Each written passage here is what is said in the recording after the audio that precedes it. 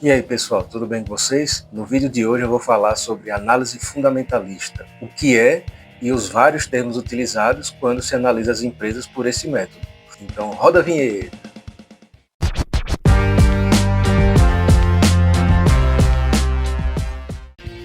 Eu gosto bastante desse tipo de análise porque ele se baseia o quê? Nos relatórios da empresa e nos números dela, né? Seja o que entra, o que sai, o que ela gerou, o quanto ela distribuiu, o valor da sua ação unitária. Então eu acho bem interessante esse tipo de análise, né? Combinada com outros fatores também. É importante a gente não utilizar nem 100% uma, nem 100% a outra. Mas entre as duas, realmente eu prefiro a fundamentalista, certo? Então vamos começar aqui pelo valor de mercado. O valor de mercado é o valor total que a empresa vale na bolsa, ou seja, você multiplica o número de ações que ela tem e o preço das ações, certo? É por isso que a gente às vezes vê nos jornais assim, a Petrobras perdeu 5 bilhões de valor de mercado num dia. Não é que exatamente a empresa perdeu esse dinheiro que ela tinha, né? Era um dinheiro em caixa, não. Era o dinheiro de todas as ações dela multiplicado pela variação do preço, né? E esse valor de mercado ele é importante para a empresa porque muitas vezes quando está barato, né, tem empresas que preferem comprar todas as suas ações e fechar o capital. E quando a empresa está muito cara, ela está muito valiosa, então assim existe uma expectativa muito grande nela e ela tende a conseguir melhores financiamentos, melhores, se for o caso, emissão de ações e tudo mais, beleza? Ativo é tudo aquilo que a empresa tem, aquilo que ela pode gerar como se fosse dinheiro, tá? É o que ela possui, é os bens, é o dinheiro, investimento, direitos a receber, certo? E o passivo é tudo aquilo que ela deve, empréstimo, contas a pagar, obrigações. Patrimônio líquido é a diferença entre os ativos e o passivo. Se for positivo, a empresa possui um patrimônio real, assim, positivo, né? Ótimo, beleza. Mas se o patrimônio líquido for negativo, pode significar problemas para a empresa. A receita é tudo aquilo que a empresa ganha. Por exemplo, ela vendeu tantas unidades, tantas milhões de unidades. É aquele dinheiro que entra, certo? Não é o lucro, porque ainda tem que tirar os seus custos, tem que tirar os impostos, pagar o salário do pessoal, tá? Receita é apenas aquilo que entra. Então vamos para os indicadores, certo? O primeiro deles é o P/L, PL, que seria o preço da ação dividido pelo lucro, e mostra quantos anos levaria para você reaver aquele seu investimento na empresa. Os especialistas dizem que o ideal é que esteja no máximo em 15 e que acima disso a empresa pode estar esticada, pode estar cara. E aí, quanto mais barato, melhor, né? Todo mundo quer pagar barato numa ação de qualidade, mas tem que se analisar outros fatores. Aqui eu só estou falando do preço da ação em relação ao lucro da empresa, certo? Cuidado com aquelas empresas que não possuem lucro, porque aí o PL vai estar negativo, certo?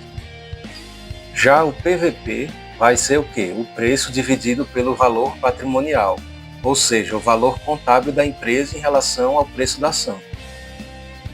O VPA vai medir o valor patrimonial por ação. Mostra o quanto do valor patrimonial da empresa está em cada ação. Então, no caso do VPA, quanto maior, melhor, certo? Agora nós temos o EBITDA, tá? Essa sigla aqui em inglês, que nada mais é do que o lucro antes, né? Dos impostos, das taxas, amortização e etc., depreciação. Então, assim, aqui pelo menos eu acho que não tem uma métrica assim, exata, né? O importante é que a empresa lucre o máximo possível antes de pagar todas essas outras coisas, né? Porque se ela já tem um lucro muito apertado ou até um prejuízo, depois disso é que ela vai ter mesmo.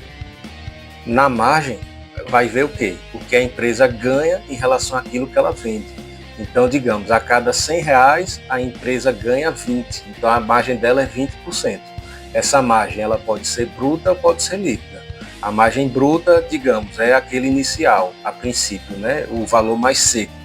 E o líquido é depois que faz todos os tipos de desconto, de imposto, amortização e tudo mais. Depreciação e amortização representam a perda de valor ao longo do tempo. sendo que a depreciação é em relação a alguma coisa física, alguma coisa tangível, né? Máquinas, veículos, construções que a empresa possua, e a amortização é em relação a algo intangível. A amortização tem a ver com dívida, com valores, certo? Com marcas, com patentes. O lucro. O lucro é aquilo que a empresa de fato ganhou, né? Por exemplo, se ela produz um produto a 10 e vende a 20, o lucro dela é essa diferença de 10, certo? E aí tem o lucro bruto e o lucro líquido. O bruto, aquele inicial, né? E o líquido depois de todo tipo de desconto. Relação dívida-patrimônio. Então, obviamente, quanto menos dívida ou quanto maior o patrimônio, menor o indicador e melhor, mais saudável a empresa. E quanto maior essa relação, né, seja o numerador, seja o denominador, teoricamente é pior. Mas assim, existem empresas que possuem ciclos, certo? Em que no início do ciclo elas se endividam para poder investir e lá na frente, quando está tudo certo, que as coisas foram feitas, ela começa a diminuir o endividamento e ter os lucros, né? Então nem toda dívida é ruim, é preciso ter sabedoria. Então dizem que uma relação dívida patrimônio boa, saudável, vai até uns 2,5 ou 3. Mais do que isso já fica um pouco perigoso. Mas também vai depender do setor. Existem setores da economia que é até vantajoso tributariamente ter dívida do que não ter. Mas no geral é isso. Para as empresas está na média, mas sempre pesquise e vá atrás de outras informações. E aí, esse vídeo tá bom? Tá bem útil? Dá uma curtida aí, um comentário, ajuda o canal, beleza? Por favor. FCO, fluxo de caixa operacional, é o dinheiro gerado pelas atividades normais da empresa. Mostra se realmente o negócio é lucrativo. Então, assim, não é aquele tipo de indicador que, se passar disso, se passar daquilo, é tanto. Não. O FCO, você precisa analisar, assim, a evolução histórica da empresa, né, em relação aos anos, aos trimestres e até em relação aos seus concorrentes. Você tem que ver também em relação ao lucro, certo? É mais um indicador para ver, mas não é aquele como um PL, como um PVP, como uma dívida patrimônio, que até tanto é bom, até abaixo disso não, beleza?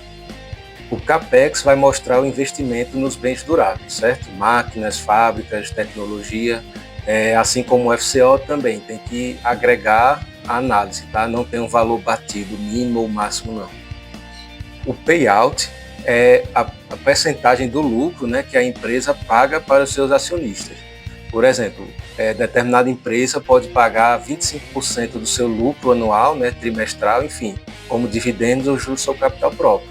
Outra empresa pode pagar 40%, outra empresa pode pagar 50%. Existem empresas que distribuem, inclusive, 100% dos seus lucros para os acionistas. Existem empresas até que distribuem mais do que isso, tá? Obviamente não é sustentável a longo prazo. Mas se, por exemplo, no ano anterior foi muito bom, não distribuiu tanto, e esse ano continuou sendo bom, então dá para distribuir mais do que o que arrecadou esse ano, com base também usando o anterior, certo? As empresas da Bolsa que não possuem estatuto são obrigadas a distribuir 50% do seu lucro. Mas caso elas tenham um estatuto, então elas podem definir aquilo que elas quiserem, certo? Agora, para suspender a distribuição de dividendos, aí tem que passar por uma assembleia. E no caso dos fundos imobiliários, eles são obrigados a distribuir 95% do que eles recebem, né, dos aluguéis, enfim, daquelas rendas dos imóveis. O dividend yield é aquilo que a empresa paga em relação ao seu preço da ação nos últimos 12 meses. Então, por exemplo, se determinada empresa tem um papel valendo R$10 e se ela distribuiu 5 de dividendos, o dividend yield dela foi de 50%, tá? É o que ela distribuiu pelo preço dela. Assim, eu dei um exagero agora falando de 50%, né? Assim, a maioria das empresas que eu vejo, digamos, sei lá, o dividend yield fica em 8, 10, 12%. Os dividend yields muito mais altos, assim, eu não acho normal, assim, não é normal de se ver e nem talvez a situação da empresa, né? Porque como é o que ela distribuiu pelo preço da ação, ela pode ter distribuído pouco, mas o preço pode ter desabado, a empresa pode ter piorado e o seu dividend yield está bem alto. Então, muito cuidado nisso. Não se baseie em investimento apenas em dividendo, mas sim em todo o conjunto da obra, né? O PVP, o lucro, as dívidas e tudo mais, porque esse número ele pode ser distorcido. E aí, assim, talvez um número legal para dividendo, né, seja 2, 3% mínimo, né? e quanto mais melhor, claro, mas com essas ressalvas que eu já falei. E existem empresas que nem pagam dividendos ou não pagam tanto, né? Não quer dizer que ela não seja boa. Por quê? Porque o dividendo ele sai do caixa da empresa. Então, quando a empresa escolhe não investir nela, mas remunerar o acionista, claro, a gente acha bom que está recebendo dinheiro no bolso. Mas a empresa ela pode recomprar suas ações, o que vai fazer com que quem tenha determinado número de papéis proporcionalmente vai ter mais, né? Já que a empresa está comprando e guardando para ela. E assim, empresas de crescimento, elas também precisam não distribuir tanto, mas sempre reinvestir para tentar crescer, conquistar mercados, comprar outras empresas, né? Empresas maduras costumam pagar mais dividendos, mas aí também o preço da ação em si não sobe tanto. Então é bom dar uma equilibrada nisso, né, entre dividendos e valorização. E aí, yield on cost seria o dividend yield individual do investidor. Porque, por exemplo, digamos que nos últimos 12 meses o preço de Sanepar foi 12, tá? Estou chutando aqui. Mas eu, de repente, posso ter comprado num período mais de baixa ou mais de alta. Então, pode ser que o meu preço médio seja 15 ou que seja 8, né? Então, assim, o meu dividend yield, tá? O yield on cost, que é o da pessoa, pode ser maior ou menor do que essa média dos últimos 12 meses. Em relação ao ROI e ao ROIC, tá? Que são esses termos em inglês que eu estou colocando aqui, mostram um retorno em relação ao capital investido, ou, enfim, né? É o equity ou invested capital. São indicadores que tipo se complementam, né? São parecidos, mas que têm origens diferentes. Eu vou deixar aqui uma explicação mais teórica. Mas assim, dizem que o bom é que seja a partir de 10, de 15, né? Entre 15 e 20. Ufa! Assim como aquele outro vídeo dos termos do mercado, esse também foi bem longo, bem cansativo, né? Com muitos termos, com muita explicação. Mas acho que é isso. Eu cumpri bem a missão, falei bem, não ficou tão longo quanto o outro, né? Que eu dividi em duas partes.